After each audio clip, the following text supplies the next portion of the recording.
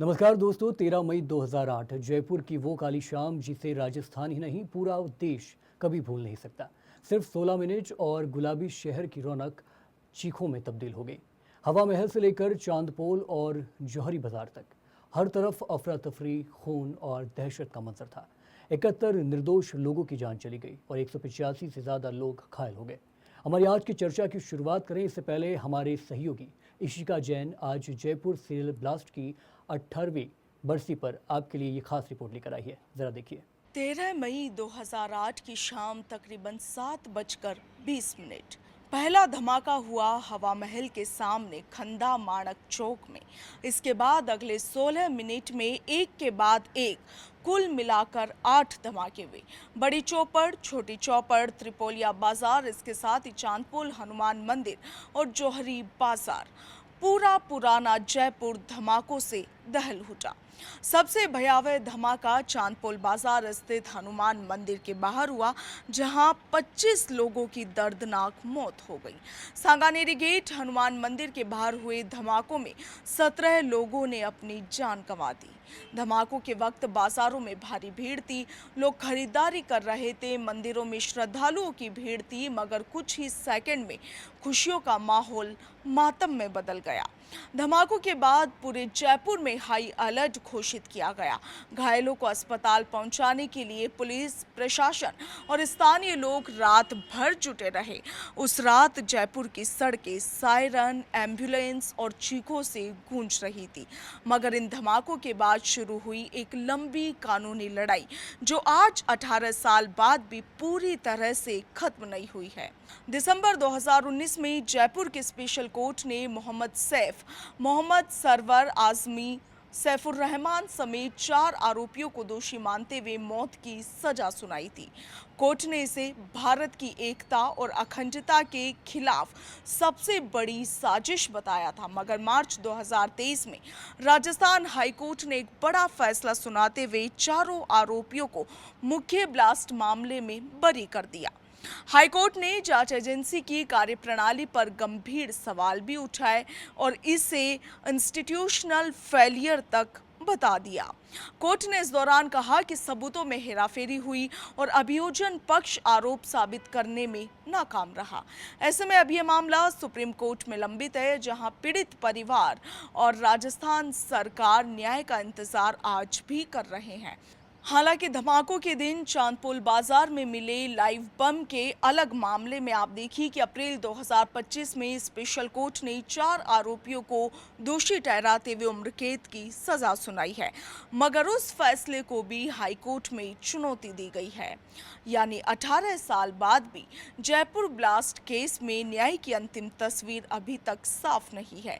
पीड़ित परिवार आज भी उस दर्द को जी रहे हैं जिसने 13 मई 2008 को उनकी जिंदगी हमेशा के लिए बदल दी।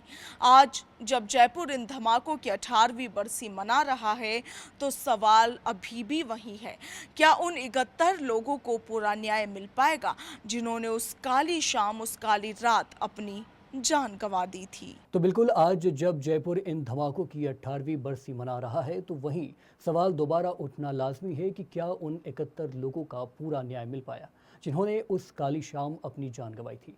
आज के दिन प्रदेश के इसी सबसे बड़े सवाल पर होगी बड़ी चर्चा। चलिए, मैं पहले हमारे मेहमानों से आपको परिचय करवा देता हूं। हमारे साथ इस मुद्दे पर तफसील से बात करने के लिए जुड़ रहे हैं बीजेपी प्रवक्ता राजकुमार शर्मा जी और कांग्रेस प्रवक्ता अनुश्री शर्मा जी। आप दोनों का पहले तो पंजाब के इसी राजस्थान में बहुत बहुत स्वागत है। राजकुमार जी, शुरुआत में आपसे करना चाहता हूं, 18वीं बरसी है जयपुर बम ब्लास्ट की, किस तरीके से इस दर्दनाक मंजर को महसूस करते हैं, देखते हैं जी। मैं आपको कोई भी बात करने से पहले सबसे पहले तो मैं 13 मई 2008 को जिन जयपुर के सपूतों ने अपनी जान गंवाई, उनके लिए श्रद्धांजलि अर्पित करता हूं और ईश्वर से प्रार्थना करता हूं कि उनकी दिवंगत आत्मा को शांति प्रदान करे।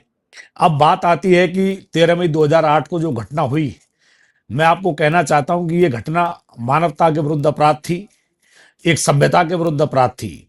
इतिहास में 13 मई 2008 को कोई स्थान नहीं मिलना चाहिए, क्योंकि ये ऐसा एक काला अध्याय था जिसने पूरे जयपुर को नहीं, पूरी मानवता को हिला के रख दिया था। 71 लोगों की जान गई, 185 से अधिक लोग घायल हुए। ये ऐसे लोग थे जो भक्ति भाव में डूबे हुए थे और इनका कोई कोई भी किसी तरह का कसूर नहीं था, निर्दोष लोग थे, परंतु इन आतंकियों ने उनकी जान ले ली। मैं इस बात पे सिर्फ इतनी सी बात कहना चाहूंगा कि जब भी ऐसी कोई घटना होती है तो विपक्षी पार्टी कांग्रेस का एक तकिया कलाम आता है कि आतंकी का कोई धर्म नहीं होता, कोई मजहब नहीं होता। परंतु मैं आपको एक बात बता दूं, एक संयोग है या सोची समझी रणनीति। जब भी कोई आतंकी घटना होती है तो उसमें एक धर्म, एक मजहब के लोग ही शामिल पाए जाते हैं और इस तरह के लोगों के द्वारा जो दहशत फैलाई जाती है वो अति निंदनीय और बिल्कुल ही घटिया किस्म की हरकत होती है। मैं आपको एक बात बता दूं कि जो जयपुर की जो घटना हुई, उस घटना में एक करीब 11 लोगों को मुलजिम माना गया, जिसमें से 5 लोग गिरफ्तार हुए। दो आतंकी दिल्ली बाटला हाउस का एनकाउंटर में मारे गए थे।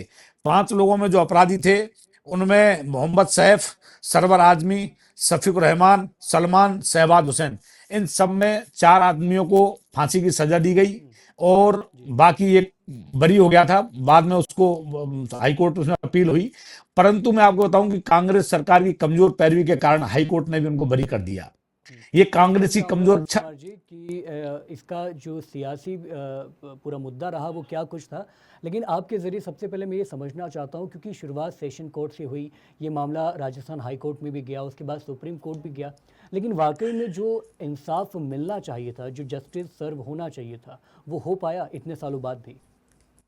इतने सालों बाद भी आज जो लोग पीड़ित थे उनके परिवारजन आज भी भटक ही रहे हैं। इंसाफ कहाँ हो पाया? इंसाफ जब होता है जब सरकारें इच्छा शक्ति से लड़ती हैं। गहलोत साहब का शासनकाल था, उन्होंने जो पैरवी की, कितनी कमजोर पैरवी की, वो बरी हो गए।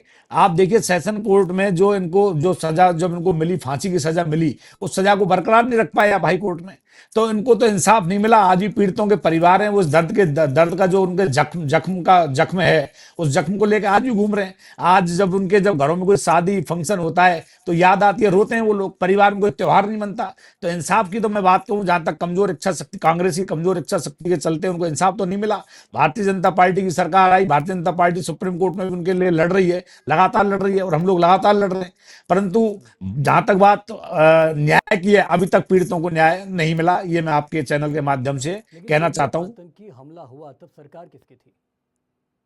जब आतंकी हमला हुआ तब सरकार तो भारतीय जनता पार्टी की थी, वसुंधरा जी की सरकार थी, परंतु आतंकी हमले में जो कनेक्शन पाए गए, मैंने आपको पहले भी कहा था, आतंकी हमले के जो कनेक्शन पाए गए वो एक विशेष धर्म और विशेष विशेष मजहब के लोगों के पाए गए। मैं ये कहना चाहता हूं कि हमारे देश में तुष्टीकरण की राजनीति और ये जो कमजोर इच्छा शक्ति के चलते कुछ ऐसे लोगों को पनाह दे दी गई है जो आकर इस तरह की घटनाओं को अंजाम देते हैं। कुछ लोग बाहर के देशों से आते हैं, बांग्लादेश से आते हैं, पाकिस्तान से आते हैं और यहाँ आतंकी घटनाओं को अंजाम देते हैं, और इसका कारण सिर्फ कांग्रेस की कमजोर इच्छा शक्ति और तुष्टीकरण की राजनीति है जो इनको पनाह देती है, और उसकी आड़ में पूरी कौम को बदनाम करने के लिए ऐसे लोग आ जाते हैं और जिनके कारण ऐसी घटनाएं होती हैं। आपने बताया कि 2008 में सरकार तो आपकी थी कि जिस तब ये घटनाक्रम हुआ है। मैं बस आपसे एक लाजमी तौर पे ये सवाल पूछना चाहता हूँ कि इंटेलिजेंस और सुरक्षा चूक जो इस पूरे घटनाक्रम का मुख्य मुद्दा रहा है, उससे तो मुझे नहीं लगता कि सरकार बच सकती है, उसकी जवाबदेही तो तय होनी चाहिए। राजकुमार जी। देखिए, इंटेलिजेंसी और सुरक्षा की चूक एजेंसियां अपना काम करती हैं, परंतु जब जब वो कई बार ऐसी घटनाएं, एक्चुअल में क्या होता है कि आज तो फिर भी टेक्नोलॉजी बहुत ज़्यादा बढ़ चुकी है, हर जगह कैमरों की व्यवस्था हो चुकी है, एआई का ज़माना आ गया है, और कई नए तकनीकियाँ आ गई हैं। परंतु मैं आपको बताता हूँ, जब 2008 में जो घटना हुई उसमें इंटेलिजेंसी ने अपनी जो स्थिति थी उसको बाकायदा स्पष्ट किया, और उसके बाद तुरंत फरत में इन जो अपराधी थे इनको पकड़ने का काम किया गया। अपराध उन्होंने किया बाकायदा, जयपुर में लोग आए और यहाँ के सामान्य लोगों के भेष में आके उन्होंने साइकिलें खरीदी, साइकिल खरीद के उन पर टिफिन बम लगाए गए। तो ये स्थिति है कि एजेंसियां अपना काम करती हैं, और एजेंसियां अपना काम कई बार एजेंसियों से चूक हो जाती है, ऐसा नहीं कहता मैं, परंतु कई बार एजेंसियां काम करती हैं और इसमें एजेंसियों ने काम भी किया और एजेंसियों ने संभवतः उन अपराधियों को पकड़ा। दो आरोपी तो दिल्ली बाटला उसमें एनकाउंटर में मारे भी गए, 5 आरोपी पकड़ के लाई। अभी भी कुछ आरोपी इसमें फरार हैं जो कि देश से बाहर बाहर जा चुके हैं, उनको भी लाने के प्रयास में एजेंसियां लग रही हैं। तो कई बार ऐसा हो जाता है, और परंतु राजकुमार जी, फिर भी इस एजेंसियों को मैं तरीके तारीफ के धन्यवाद हिसाब में दूंगा। विलंब को आप किस तरीके से देखते हैं? आखिर क्या लापरवाही हुई, आपकी तरफ से हुई, विपक्ष की तरफ से हुई, मतलब क्या आप कहना चाहते हैं? मैं ये समझना चाह रहा हूँ संक्षिप्त में। देखिए, एक्चुअल में क्या है, सरकारों की जिम्मेदारी है, अपराध होने के बाद ट्रायल होती है कोर्टों में। तो इसमें सेशन कोर्ट में बम ब्लास्ट कोर्ट बनी और बम ब्लास्ट कोर्ट में इसका ट्रायल हुआ, और उस ट्रायल में काफी लंबा समय लगा। और 2019 में उनको अपराधी मानते हुए, इन पांचों अपराधियों को मानते हुए उनको फांसी की सजा दी गई। फांसी की सजा देने के बाद वो अपील में गए। अपील में गहलोत जी की सरकार थी, और वहां जो अपॉइंटमेंट जो हुआ, सरकारी वकीलों का अपॉइंटमेंट हुआ, उनकी बड़ी कमजोर पैरवी रही। और बिल्कुल आपके बिल्कुल मीडिया चैनलों में भी मुद्दा उठा, भास्कर ने बहुत बिल्कुल। मजबूती से मुद्दा उठाया, एक डबल एजी को बर्खास्त भी किया गया, और ऐसी कमजोर पैरवी के कारण वो वापस से बरी हो गए। ठीक तो है, मैं मैं बिल्कुल इसकी आपकी बात लापरवाही आगे मैं तक सरकार को वापस ही देना लाते चाहूंगा, हुए मैं इसका आपको दोष रोक रहा सरकार को हूँ, ही देना चाहूंगा मैं। और मैं आपकी बात वापस आगे कंटिन्यू करूंगा, लेकिन अनुश्री शर्मा जी, अगर आपको मेरी आवाज़ आ रही है, कृपया पहले ये सुनिश्चित करवाइए। आप जी मुझे आ सुन पा रही रही है। हैं? जी। तो जी राजकुमार जी की बात, तमाम आरोप उन्होंने कांग्रेस पे लगाए हैं। संक्षिप्त में मैं बता दूं कि जो भी जांच में विलंब हुआ है, और जो 2008 जयपुर बम ब्लास्ट घटना के बाद कांग्रेस का जो रवैया रहा है, उस पर तमाम गंभीर आरोप राजकुमार जी ने और भाजपा लगा रही है। उसको आप किस संदर्भ में देखते हैं, पहले मैं आपसे ये समझना चाहता हूँ, और फिर तमाम महत्वपूर्ण मुद्दों पर बात करेंगे। जी अनुश्री जी। देखिए, राजकुमार जी को अभी मैं पहले भी सुन रही थी, तब आपकी आवाज़ नहीं आ रही थी। तो देखिए, बीजेपी का हमेशा से डबल स्टैंडर्ड रहा है। अभी ये जैसे जिस तरीके से बात कर रहे थे, तो मेरे को नहीं हम्म, लगता कि आपको किसी भी सरकार को एक हम्म, दोषी ठहराने की ज़रूरत है। काम कितना हम्म, किया भारतीय जनता पार्टी की डबल स्टैंडर्ड की जो सरकार हम्म, है, डबल इंजन का तो इन्होंने कुछ साबित किया नहीं है। तो ये हम्म, बता दें, आज ये कह रहे हैं कि कांग्रेस सरकार ने डबल एजी को बर्खास्त किया। क्या आपको पता हम्म, है कि जब हाई कोर्ट से आरोपी जब बरी हुए थे, तो हम्म, सरकार ने इसकी अपील माननीय उच्चतम न्यायालय में की थी? तब भी हम्म, कांग्रेस की सरकार थी। आप बात पूरी करें तो आप पूरी किया कीजिए। हम्म, आधी अधूरी बातें ना करें।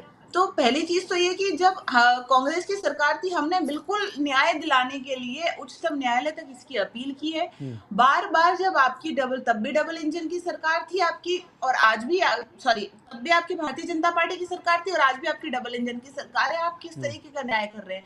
जब आप विपक्ष में थे, आप दोगली बातें करते थे, महिला के अत्याचार बढ़ते जा रहे हैं, हम्म, पीड़ितों को न्याय नहीं मिल रहा है। लेकिन आज मैं ये मानती हूँ कि पिछले साल भर से, तो जिससे जो ईमेल थ्रेट्स आ रहे हैं कि हर ईमेल पे थ्रेट आ जाता है कि हम तो 1 घंटे में बम से उड़ा देंगे, और मुझे जहाँ तक लग रहा है कि प्रदेश के मुखिया को खुद को जब जेल से धमकी आ रही है हम्म। मारने की, तो कहाँ प्रदेश के मुखिया सेफ है और कहाँ वो लेकिन अपनी जनता अनुश्री को जी, महफूज रख बिल्कुल पाएंगे। बिल्कुल, इस बात को भी मैं रखूंगा, लेकिन अनुश्री जी, आपको नहीं लगता कि हाईकोर्ट ने जांच में गंभीर लापरवाही का भी जिक्र किया था उस समय? ये खुद हाईकोर्ट के शब्द हैं। जी देखिए, ये जाँच जो है वो एजेंसियाँ करती है। सरकार का क्या काम होता है कि आप एजेंसियों को फ्री हैंड करें कि आप बिल्कुल उनको हम्म, जो आरोपी है उनको तुरंत पकड़िए। पकड़ने के बाद जो भी चार्जशीट होती है, चार्जशीट हम्म, तक होता है गवर्नमेंट का काम। उसके बाद जैसे ही मामला न्यायालय में जाता है, तो न्यायालय में सिर्फ़ गवर्नमेंट असिस्ट कर सकती है न्यायालय को। तो कहीं न कहीं न्यायालय ने, देखिए, लोअर कोर्ट ने बिल्कुल फांसी की सज़ा सुनाई, हाई कोर्ट ने उसको अपहेल्ड करी। उसके बाद लंबे सालों तक उसमें जब अपील पेंडिंग रही, हियरिंग चली, तो कोर्ट ने कुछ ना कुछ कमियां मानी। अब इस तो चीज को अनुश्री जी, मुझे हम लगता हमारी है जांच कि से लिंक इस नहीं कर पूरे सकते। घटनाक्रम में तमाम महत्वपूर्ण पहलू है जिस पे चर्चा होनी चाहिए। राजकुमार जी भी इस मुद्दे को उठा रहे थे कि सरकारी वकीलों द्वारा तकरीबन 45 दिनों तक पैरवी ही नहीं की गई, जिसकी वजह से इन लोगों को फ़ायदा मिला, इन आरोपियों को फ़ायदा, अपराधियों को फ़ायदा मिला। तो क्या इस ये तरीके की फालतू चूक। बातें हैं। मैं आपको पहले बता दूं जी। कि यदि सरकारी वकील, पहली चीज तो है कि ऐसा कुछ नहीं है, सरकारी वकीलों के द्वारा बिल्कुल पैरवी की गई थी। और हम्म, न्याय के मंदिर में चाहे आप पैरवी करें या ना करें, हम्म, वकील पहुंचे या ना पहुंचे, जो हम्म, न्याय का मंदिर होता है वहां पे न्याय ही होता है, उस चीज को सुना हम्म, जाता है। और बार बार जब ये हमारे सरकारी वकील पे आवाज उठा रहे हैं, हम्म, बिल्कुल, जब हमने जांच में अगर कुछ गलत पाया, तो निश्चित तौर पे हमने ही वेरी नेक्स्ट डे बर्खास्त भी किया है और हम्म, आदेश के अगेंस्ट गए भी है। लेकिन हम्म, इसका मतलब ये नहीं है कि आप सरकार पे सवाल उठाएं। हम्म। न्याय का फैसला न्यायालय देता है।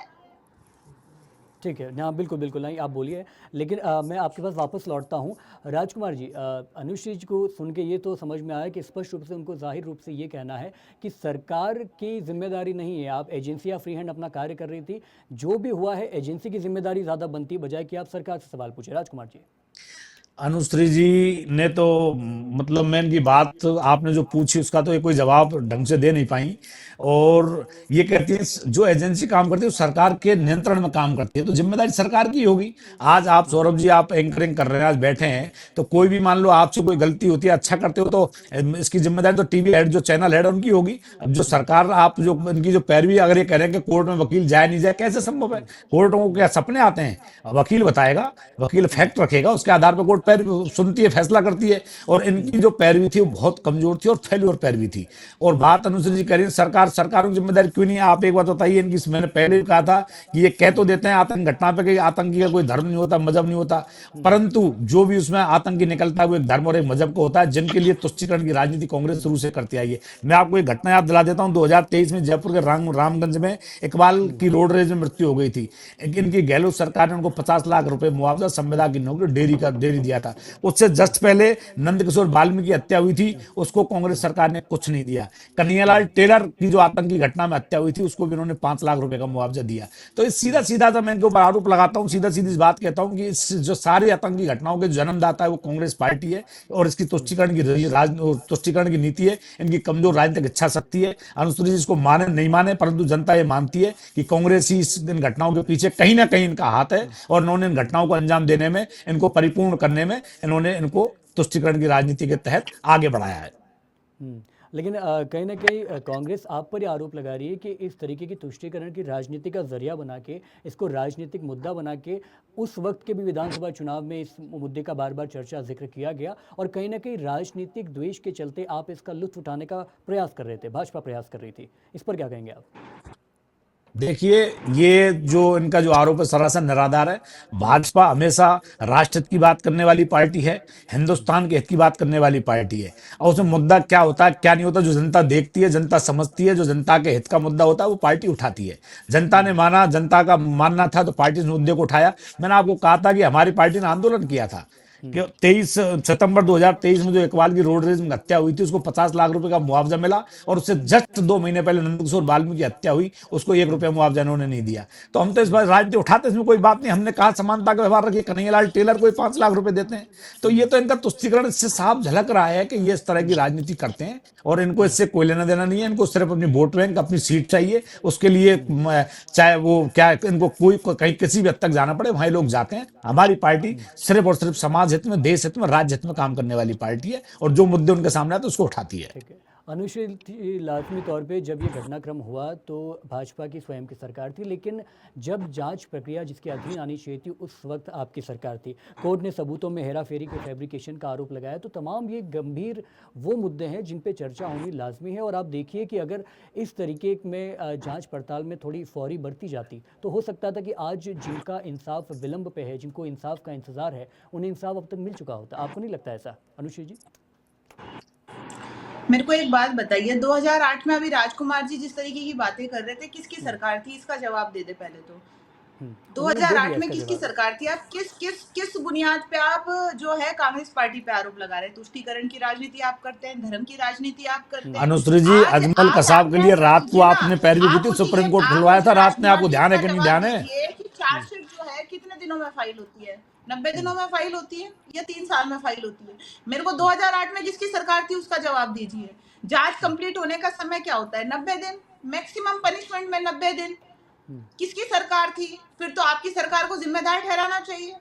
आप जब किसी मुद्दे पे बहस करें तो उसके पॉइंट पे बहस किया कीजिए। मुझे ये समझ नहीं आ रहा कि आज आप इतने बौखलाए हुए क्यों हैं, क्योंकि आज भी आप विपक्ष को जिम्मेदार ठहरा रहे हैं। अगर आपकी डबल इंजन की सरकार ने अगर काम वाकई में काम किया है तो आप अपने काम क्यों बताइए। आज में कितने अपराध है? आज डिबेट का मुद्दा कुछ और है, इसलिए मैं इतना बोलूंगी नहीं, लेकिन कहाँ आपके मुख्यमंत्री महोदय स्टैंड कर रहे हैं और कहाँ आपके प्रधानमंत्री महोदय स्टैंड कर रहे हैं, उसका जवाब दे दें। 2008 में आपकी सारी बातें बेबुनियाद है। मैक्सिमम टाइम लेकिन इन्वेस्टिगेशन का अनुश्री 90 जी, डेज बिल्कुल होता है, उसके बाद मामला कोर्ट लाजमी में तौर पे चला जाता आपका है। सवाल 2008 का में जिसकी जवाब मैं सरकार राजकुमार थी जी तक इसका पहुंचाऊंगा, जवाब लेकिन दे। उससे पहले मैं आपसे ये समझना चाह रहा हूं कि जो आपके अधीन आपके कार्यकाल के दौरान जांच एजेंसियों का ढीला रवैया था, उसको लेकर आपने क्या कार्रवाई की?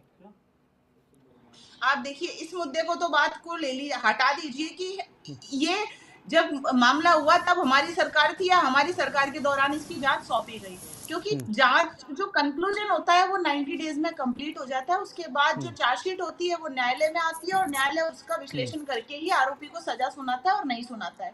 तो कांग्रेस पार्टी ने तो अपने जितने बेहतर प्रयास थे कि हाई कोर्ट से जब आरोपी बरी हुए और जांच में कमियां पाई गई तो हमने उच्चतम न्यायालय के भी दरवाजे खटखटाए और हमारी जो सरकार है वो बिल्कुल निश्चित तौर पे हमने उनके खिलाफ अपील भी की। आज भारतीय जनता पार्टी ने क्या किया? तुष्टीकरण की राजनीति तो ये कर रहे हैं, धर्म की राजनीति ये कर रहे हैं। आप ये बताइए कि आपने सिर्फ बोलने के अलावा क्या काम किया है? आपने सिर्फ एक धर्म की नफरत फैलाने के अलावा क्या काम किया है? आज मेरे को आप कह रहे थे कि बाद में इस मुद्दे पर आएंगे। प्रदेश में आप खुद बता दीजिए पिछले 4 महीने में कितनी बार जो धमकी भरे ईमेल आए न्याय के मंदिर तक में आए। ठीक है, मैं आपका आप खुद जवाब बता राजकुमार दीजिए जी से ना कि पूछ लेता आपकी हूँ। जो अफसरशाही है वो कितनी बेलगाम है। ठीक है आप अनुश्री जी, मैं एक आपका जवाब राजकुमार जी आरोपियों से को ले नहीं लेता पकड़ हूँ। पा रहे। राजकुमार जी, पहले तो अनुश्री के जो तमाम गंभीर आरोप है उनका जवाब दीजिए संक्षिप्त में, और फिर मैं अगले सवाल की ओर बढ़ता हूँ और ये मेरा आखिरी सवाल होगा ताकि इसके बाद इस चर्चा को समाप्त करें। जी राजकुमार जी। अनुश्री जी क्या है कि अनुश्री जी आज पढ़ लिख के नहीं आई है। अनुश्री जी को नहीं पता कि कांग्रेस की जब सरकार थी धमकियां तब भी आती थी, और आपकी कर्नाटक में सरकार है, कर्नाटक से ही मुख्य धमकी देने वाला आप आरोपी मुझे पकड़ा ये गया जिसने बताइए पिछले 20 दिन में कितनी धमकी आई है? 1090 हमारी धमकियां सरकार दी में हैं। एक भी अनुश्री धमकी जी नहीं आई सुनिए, है आप इनमें अनुश्री से। जी सुनने की और क्षमता अगर रखिए, आई है सुनिए। तो हमने आपकी व्यवस्था सरकार का में धमकियां सुधार नहीं किया आई है। क्या? आप मुझे मुझे बता एक दीजिए, धमकी बता क्या दीजिए गहलोत जी की राजकुमार सरकार में जी। धमकियां नहीं मिलती थी बोलने से क्या? कुछ नहीं नहीं, होता है। गहलोत जी की मुझे सरकार में एक धमकियां धमकी नहीं बता मिलती थी क्या? आप दीजिए। मुझे बता दीजिए। आप तो इस बात का जवाब एक दीजिए। मैं धमकी सुनो, बता सुनने की दीजिए। सुनने मैं सुनने सिर्फ आपसे सुनो। शपथ मांग रही हूँ। एक कर्नाटक से धमकी बता दीजिए। पकड़ा है, धमकी देने बिना का जो झूठ मास्टरमाइंड है ना, बोलने जहां से आपकी कुछ नहीं सरकार है। होता है। आप सिर्फ एक कर्नाटक धमकी विधानसभा को बताइए। उड़ाने की धमकी दी गई। आपके सुनो, आपके आप मुख्यमंत्री को ब्लैकमेल एक किया गया। धमकी बताएं। आप सुनिए मेरी बात। राजस्थान की मैं बात आपको हो रही है दूसरी बात और राजकुमार कहना जी। चाहता हूँ। अनुश्री जी राजस्थान की सुनिए, बात हो सुनिए रही है। आप सुनिए एक यहाँ बार। लॉ मैं एंड आपको ऑर्डर बताया ना, की आपकी बात हो पार्टी रही है। लॉ एंड आपकी ऑर्डर की पार्टी बिजली बिजली हुई है। आपकी आप वो कांग्रेस पार्टी है जो सरकार से अजमल अपने आप को कंपेयर कर रहे आप हैं। सुनिए, आपकी वो पार्टी है अजमल कसाब और अफजल के लिए सुप्रीम कोर्ट को रात के 2 बजे आपके फालतू बातें कब्र से से बल्कि काम कोर्ट नहीं होता खुलवाते हैं। सुनिए, राजकुमार जी। जनता आप जवाब कौन मांगती सी है कि बातें कर रहे हैं? भारतीय जनता पार्टी ने क्या हमारी काम पार्टी पे किया तो है और आप क्या कोई नहीं किया है। आप आप अपना उंगली उठा ही नहीं कार्य सकते। बताइए। बात बात पे आप कांग्रेस सरकार को लाना नहीं दे सकते। आप मुझे एक धमकी बताइए कांग्रेस सरकार में जो राजस्थान के अंदर आई हो। लॉ एंड ऑर्डर की स्थिति कितनी बुरी बिगड़ी हुई है। आज अगर 20 बार न्याय के मंदिर को सुनो, उड़ाने की लॉ एंड धमकी ऑर्डर आती की है बात करती हो तो सुनो, मैं आपको उसके बाद भी लॉ एंड ऑर्डर सुरक्षा सुनो। को लेके इंतजाम नहीं कर रहे हैं। क्यों नहीं कर रहे सुरक्षा को लेके भीलवाड़ा के इंतजाम? कोटड़ी आप में इसका 13 जवाब साल की दें। बच्ची के साथ आपके रात में बलात्कार करके सूरत भट्टी में जला दिया था आप उसको। 13 साल की याद बच्ची है कि की नहीं? बात याद है कर रहे हैं। आपको? कोटा में जो 13 साल इतना भीलवाड़ा बेबस के कोटड़ी कांड में। हुआ था जिसमें नहीं, जो आपको याद है ट्यूशन क्या? की छात्रा है उसका नग्न वीडियो बाहर आया था। आपके मुख्यमंत्री महोदय क्या कर रहे थे? लोकसभा स्पीकर की जो बेटी की शादी है वहां पे खाना खा रहे थे, लेकिन आज तक उसका संज्ञान नहीं है मुख्यमंत्री महोदय का। आज भी आपके मुख्यमंत्री महोदय क्या किसी पर्ची का वेट आप कर समय रहे हैं? अनुश्री जी किस तरीके से बूंदी में जो है गैंगरेप अनुश्री जी करके लड़की का जो अनुश्री जी है हत्या कर दी जाती है, आप उस पे क्या कहना है आपका? उसका जवाब दीजिए। चौमू में किस तरीके से ठीक है, लड़की को मैगी मेरा एक खिलाकर उसकी आखिरी सवाल हत्या है की गई, राजकुमार जी। आप उसका अनुश्री जी, जवाब दीजिए। आज तक आपके मुख्यमंत्री महोदय का किसी भी घटना पे संज्ञान नहीं है। अरे आप एक्स के माध्यम से ट्वीट कर देते हैं, आप गहरी संवेदना भी व्यक्त करते हैं, लेकिन इनको आपने तो एक बार इनको सवाल बोलने तक दो। नहीं इनका किया। गुब्बार है आप ये आज बौखलाहट है, जो इनको धर्म की निकलनी चाहिए राजनीति कर बहुत रहे हैं, बौखलाहट तुष्टीकरण में। की बोलने दीजिए राजनीति कर इनको, रहे हैं, कहाँ गए बोलने थे? दीजिए। नहीं बिल्कुल। आज मणिपुर आज भी कर रहे हैं खिसियानी मुख्यमंत्री। बिल्ली खंबा नोचे। प्रधानमंत्री हाँ, महोदय का कोई बोलिए आप, संज्ञान नहीं है। बोलिए। जब देश की राजधानी में महिला पहलवान धरना कर रही थी तब कहाँ थी आपकी सरकार? बिल्कुल आप अनुश्री है जी, ना तुष्टीकरण की इन तमाम राजनीति का मुद्दों बिल्कुल पर तफसील से चर्चा के लिए हम दूसरी चर्चा बिल्कुल आयोजित करेंगे, लेकिन अभी मुझे लगता है कि टॉपिक से स्टक रहना चाहिए। राजकुमार जी, एक आखिरी सवाल मैं आपसे पूछना चाहता हूँ, उसकी प्रतिक्रिया अनुश्री जी मैं आपके पास फिर आऊँगा और आपको बोलने का पूरा मौका मिलेगा। राजकुमार जी, सवाल सिर्फ इतना है कि ऐसी कानूनी जो खामियां पेश आई थी, इसके बाद आपने राज्य जांच एजेंसियों में क्या सुधार किया? क्योंकि जैसा कि जाहिर तौर पे डबल इंजन सरकार है लंबे वक्त से आपकी, प्रदेश में भी केंद्र में भी, तो राज्य की जांच एजेंसी में सुधार के लिए आखिर क्या कोशिशें की गई है आपके द्वारा? जी। सौरभ जी, आप एंकर हैं और आप काफ़ी अच्छा ज्ञान भी रखते हैं। मैं आपको एक बात बता दूं, जब से डबल इंजन की सरकार जिस जिस प्रदेश में बनी है, जब से मोदी जी की सरकार देश में आई है और राजस्थान भजनलाल जी की सरकार आई है, एक आतंकी घटना को अंजाम नहीं दिया गया। देश में लॉ एंड ऑर्डर की सबसे मजबूत स्थिति पिछले 10 वर्षों से है। उससे पहले का आप इतिहास उठाएंगे तो कहीं धरना, कहीं प्रदर्शन, कहीं आतंकी घटनाएं, कहीं मर्डर, कहीं हत्या, कहीं रेप। आज हमारा जो जी बिल्कुल, तकनीकी कारणों की वजह से हो सकता है कि आपकी आवाज़ मुझ तक पहुँच नहीं पा रही है, लेकिन अनुश्री जी एक बार फिर मैं आपके पास लौटना चाहता हूँ। आप अपनी बात कंटिन्यू करिए, लेकिन संक्षिप्त में बताइए कि जो प्रतिक्रिया इस वक्त भाजपा की तरफ से आपके लिए आ रही है, आपकी पार्टी के लिए आ रही है, उसको लेकर आप क्या सोचते हैं? एक बार फिर हमारे साथ राजकुमार जी अपनी बात कंटिन्यू कीजिए प्लीज़। हाँ, तो मैं आपको बता रहा था कि हमारी जो पार्टी है वो लॉ एंड ऑर्डर को मेंटेन रख रही है और इसी आधार पर जनता हमको चुन रही है। आप देख रहे हैं देश में आज भारतीय जनता पार्टी 80% से भूभाग पर अपना सत्ता स्थापित कर चुकी है। कांग्रेस पार्टी 2-3 स्टेटों में सिमट चुकी है, वहां भी ये सहयोगी पार्टी के रूप में इनको क्षेत्र जो राष्ट्रीय पार्टी थी क्षेत्रीय पार्टियों के साथ मिलकर अपनी सरकारें बना रही है। तो ये आप देखिए कि देश की जनता का मूड किस तरह से है, देश की जनता जो काम कर रहा है उसको चुन रही है। तो मैं तो सिर्फ इतना सा ही कहना चाहूंगा कि हमने काफी लॉ एंड ऑर्डर में, कानून व्यवस्था में सुधार किया है और जिसका परिणाम आप चुनावों में देख रहे हो और हमें लोग चुन रहे हैं। ठीक है अनुश्री जी, लॉ एंड ऑर्डर में काम किया गया है, सुधार किया गया और यही वजह है कि जनता भाजपा को चुन रही है। राजकुमार जी का ये कहना है। आपकी एक आखिरी प्रतिक्रिया के साथ, आपकी एक आखिरी टिप्पणी के साथ इस चर्चा को समाप्त करेंगे। अनुश्री जी प्लीज। देखिए, अगर इन्होंने वाकई में काम किया होता तो ये आज विपक्ष को नहीं कोस रहे होते। इनकी डबल इंजन की सरकार, सेंटर में इनकी 2 टर्म 3 टर्म में जाने वाली सरकार, उसके बाद ये खुद स्टेट में एग्जिस्ट कर रहे हैं और उसके बाद आप ये बताइए कि 2 बार प्रदेश की 2 अलग-अलग जेलों से तो मुख्यमंत्री महोदय को मारने की धमकी आ जाती है, जिसपे ये कुछ नहीं कर पाते। आरोपी आज भी जमानत पर आजाद है। कमियां तो इनकी वहीं से निकल कर आती है कि इन्होंने किस तरीके से लॉ एंड ऑर्डर मेंटेन कर रखा है। उसके बाद बार बार जो ईमेल थ्रेड्स आते हैं, ये हमसे, ये पहली चीज तो ये कि ये एक घटना बता दे कि हमारे कार्यकाल में धमकी आई हो। आज इन्होंने क्या लॉ एंड ऑर्डर मेंटेन किया, इसका जवाब दे। उसके बाद आप ये बताए कि यदि ऐसा है तो आप क्या किसी घटना के होने का इंतजार कर रहे हैं?